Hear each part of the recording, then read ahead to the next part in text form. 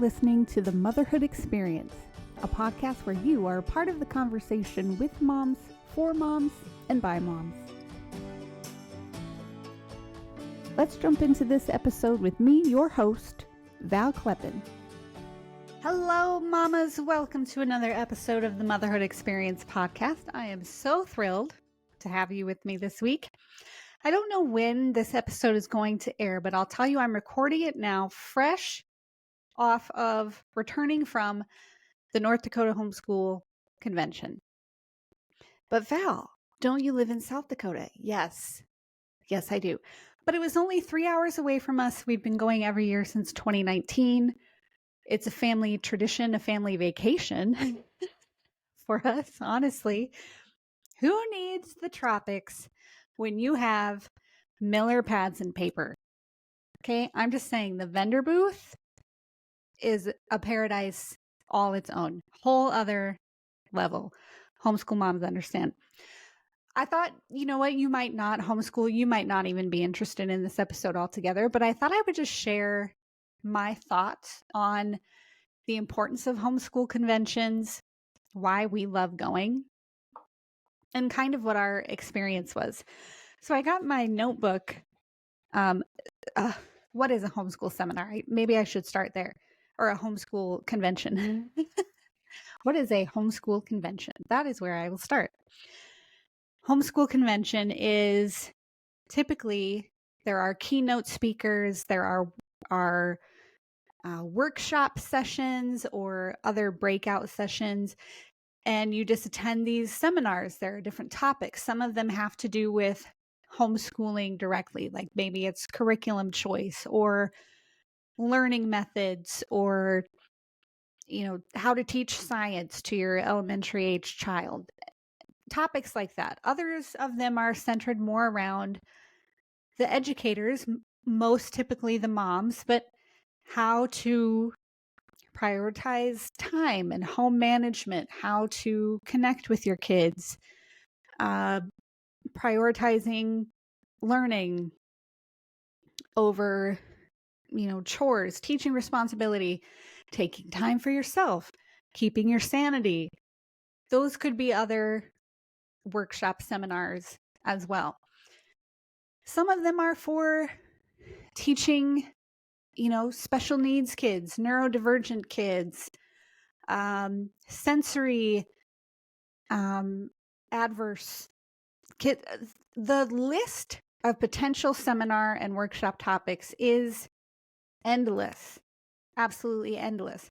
North Dakota happens to be a Christian-centric homeschool convention. I love that. Some of the workshops and seminars have to do with faith, in-depth Bible study, whatever the case may be. So over the course of 2.5 days, you attend these different seminars. You pick them, essentially, which one you want to attend. Some years, it's really hard to choose between which workshop you're going to go to. The great thing is they have the audios available for purchase, yada, yada. So if you can't go to one, you can purchase the audio of it. This year was kind of a one-track for me. I pretty much knew there was only one workshop each session that I really wanted to attend, and I was able to do that. So just having my cup filled with other homeschool experts. I don't want to say experts like they're in a class all their own, right? They're people who have been homeschooling for years. They're people who have developed curriculum. So that's what I mean by expert, but they're pouring into me. They're pouring into me with knowledge, tips, tricks on how to make our homeschool experience better. There are several speakers who present on what it's like to be a homeschool dad, what it's like to encourage the men of homeschool families and all of that. So there's something for everybody. There's a kids track, at least in North Dakota. North Dakota is very family friendly. So there's a kids track, there's a teen track. I think there was a middle school track this year. So there's something for everyone. It's wonderful to go and sit, listen to the instruction of someone else, obtain their knowledge and wisdom from their sharing, and then implement it in your own life. Another aspect of the homeschool convention is the vendor hall. I spend a lot of time and a lot of money. We save up all year for the vendor hall experience. I will just say one story that I think is touching and also hilarious. So we were walking through the vendor hall, I think on the first official day, maybe that Friday. And if you've never been to the Glendive Dinosaur Creation Museum, I don't even remember officially what it's called, but it's in Glendive, Montana. They have a booth at the North Dakota Homeschool Convention, and we're walking around. We've visited that booth. We've bought things from that booth just about every year. We're walking around, and the gentleman running the booth says, "Hey, it's some of our favorite customers." And I'm looking around, but he's looking at us. He's looking at my husband, Brent, and me. And I started laughing, and I was like, "Us? What? Are you sure? Are you lonely, sir? Do you get out?" We apparently were some of his favorite customers. And then, of course, we stopped and talked with them, and we just cut up and laughed. I don't have any idea why. It was the sweetest thing ever, first of all. Let me say that we were remembered, but also that we were honored in such a way by him. I couldn't tell you why we're his favorite. Maybe it's just because, I don't think it's because we've spent copious amounts of money at their booth, because I don't think we have. I mean, we've spent money there, of course, but I don't think that was it. I don't think it was like a, hey, here come the Kleppens, put out the good stuff. I don't think it was anything like that. I think he just genuinely enjoyed our company. We stayed there and visited with him. It was so sweet. But the fact that we've been going since, I've been going since 2018. My family joined me in 2019 and since. But the fact that we were remembered, it was just the sweetest. And it wasn't just him. That, like, we have relationships with some of these vendors. I will tell you, Miller Pads and Paper, there was one year he was not at the convention, and it was the worst convention experience of my life. Fantastic workshops, fantastic keynote speakers that year. Everything else was great, but Miller Pads and Paper was not there. I'm just going to say it. They're my favorite vendor. Favorite. They have way too much stuff to choose from. There's games. I mean, it's not just pads of paper. There are games and books and more books and workbooks and like manipulatives and all of the tools. You could get a whole homeschool year material just from their booth. It's amazing, and it's so much fun to shop there. But also, he is just a sweet, he's so friendly, he's outgoing, he has adorable children that help him when he's ringing people up, and he's just so sweet with his kids. Sometimes his wife is there with him. They're just so sweet. And I don't know these people, but I look forward to seeing them every year. MillerPadsandPaper.com. Not sponsored, just a really big fan.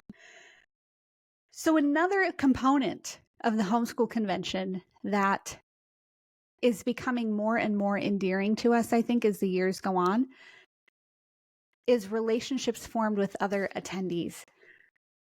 As my kids get older, they become more outgoing, more social. My daughter has friends that she connects with every year now at the convention. She met more friends. She met a guy friend. I don't know how I feel about this. And my son had so much fun running around and playing with other kids his age. Like, he won't see them but once a year, but they're just excited. And plus, I met new parents. In fact, I met some people who hopefully we can get scheduled to have on the podcast here at some point in time. And you'll hear like, oh, yeah, I don't know them at all, but I met them at the homeschool convention. So the relationships, you're around other like-minded families. Family is just so centric, not just to homeschooling in general, but to the North Dakota convention specifically. It's just the sweetest thing. I always go to the North Dakota homeschool convention and wish I would have had so many more children. Truly.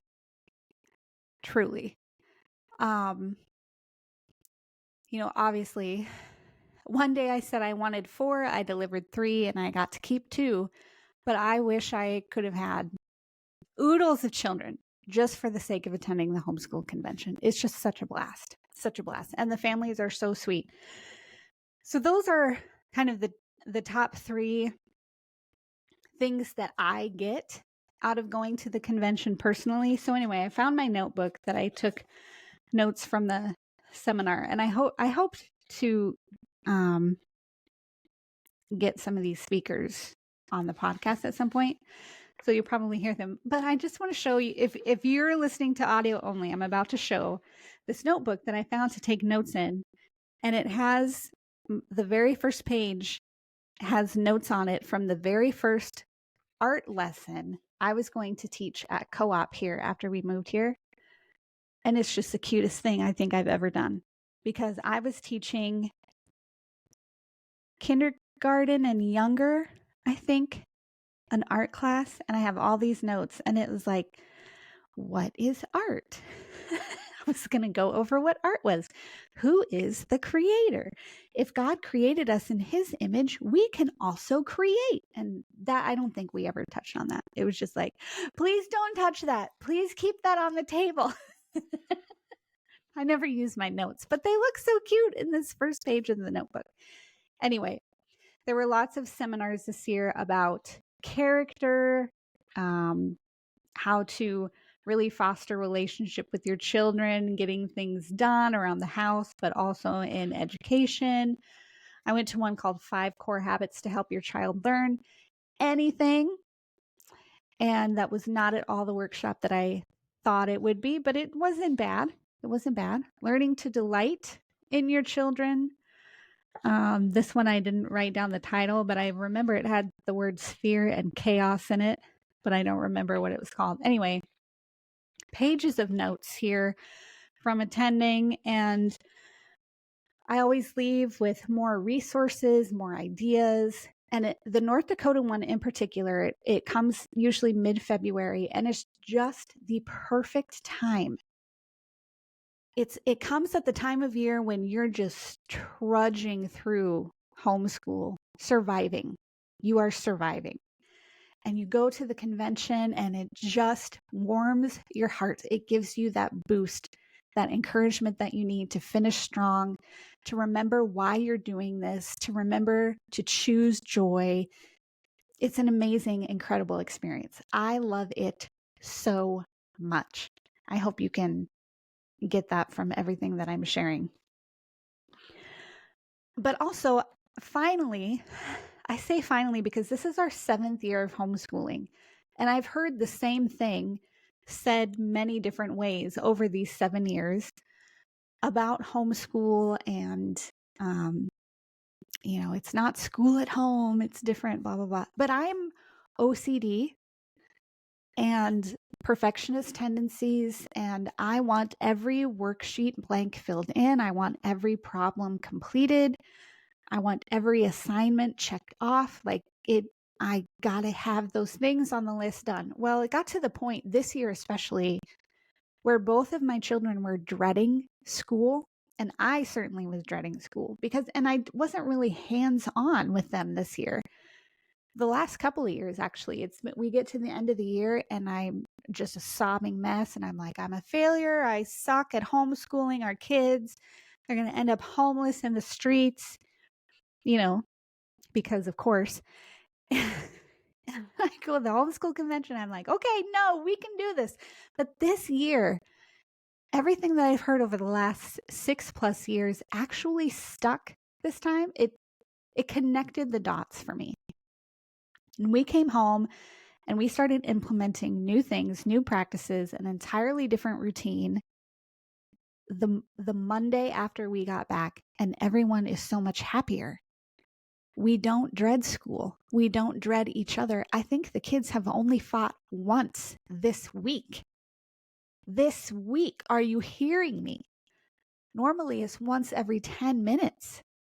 Once this week. It has been an amazing week. And I praise God that the scales fell from my eyes and I finally get it. I finally get it. And I feel like we are homeschooling at a place where I always thought it could be. But we never made it there until now. Better 7 years in than, never, or once they're graduated. But one of the things, and I guess I'll share this and then we'll see what else I have to ramble about. One of the things you always hear about education is there are 3 R's of education: reading, writing, and arithmetic. Those are, for all of time, have been the 3 R's of education. And, I've always been like, okay, but science, but extracurriculars, but language, arts, like other than, it's not just reading or writing, it's grammar, it's essay, paragraph, whatever. Hashtag OCD. So finally, the reading, writing, and arithmetic really clicked for me at this homeschool convention, because you can do science and all these other things that I thought, oh, you have to do this, this, this, and this, but it's still just reading and writing.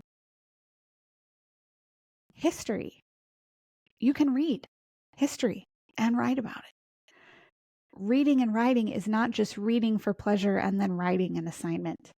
I don't know why it took me 6+ years of homeschooling to connect those thoughts. Duh. I've just been grinding everybody's nose to the grindstone to accomplish all of these things. And I love our curriculum. We are a Sunlight curriculum family, and we have been from the start. I deviated from it 1 year, and I swore I would never deviate from it again. But it's too much. It's too much. Even if you go to the 4-day school week, there's just so much to cover, and everybody's like, oh, I mean, we're 4.5 hours into this, and this is just, everybody's tired and hangry, and I have work to do. I work on top of homeschooling and maintaining our home, and it's a lot. So the curriculum is just too much. So I realized reading, writing, and arithmetic are the 3 R's of education, but they're under a 4th R. They're under the umbrella of another R, and that is relationship. One of the many, many reasons we started homeschooling in 2017 was to maintain and improve our relationship as a family, to develop that relationship with our children, with each other as husband and wife, as a team parenting our kids, but to give them more of us, to give them more of access to the knowledge that they can obtain.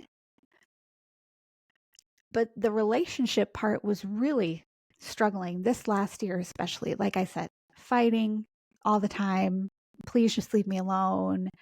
I have work to do. Why are you interrupting? I mean, every day was really hard. So this last week, we've been doing it different. We school for about 3 hours a day. Sometimes it's like 3.5. Well, I will say today it was 3.5 for one child. For another child, it was 2 hours. Everything was done in 2 hours. But on average, it's about 3 hours. And that's my goal, is to do 3 hours a day. We're reading history. We're reading science. We're reading Bible. We're writing for all of those. We're doing math. We're covering all of the topics, all of the same topics we were covering before, but with a different approach of relationship being first. I am with the kids. I'm not just handing them and say, do this, fill this in, solve this problem. I'm there with them, reading aloud, talking them through things, asking them questions, giving them vocabulary words. It's just been the best week, you guys. It has been the absolute best week. And I don't know how really to express the importance of, I have a friend who has asked me a couple of times, like, what do you get out of the convention? Why do you go every year? Are the talks really that good? And maybe they're not. For me, absolutely they are. Maybe they're not for other people, but for me, 1000% they are. But it's just that encouragement, and it's that light being shed on the fact that there's a different way, there's a better way. This should not be a struggle. The very first year we homeschooled was an absolute honeymoon year. I could not believe that I swore I would never homeschool because that year went so swimmingly. And I had a preschooler. So I had a second grader and a preschooler. And that was the best homeschool year of our lives. It was fun. It was engaging. It definitely achieved relationship and also reading, writing, and arithmetic. After that, it was just kind of like, you missed this blank, we skipped this problem, we're falling apart. And then it was essentially me listening to the lies of Satan getting in my head, telling me that I'm not cut out for this and what I'm ruining my children's lives, all of those things. But then I go to the convention and I get encouraged, I get inspired, we try again. But this year, in our 7th year of homeschooling, and it's not lost on me that there is something holy about the number 7. There is something that brings everything complete in the 7th year of 7-year cycles. So I'm not surprised that this year is the year that it would finally click for me. And the kids have told me, day one, when we started doing things differently, my son turned to me and said, "Thank you, Mama. I'm really enjoying this."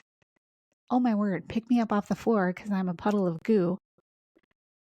Haley, my daughter, wrote her new pen pal friend a letter and said, "I don't know what class my mom went to, but she learned something that has made all of our lives so much better."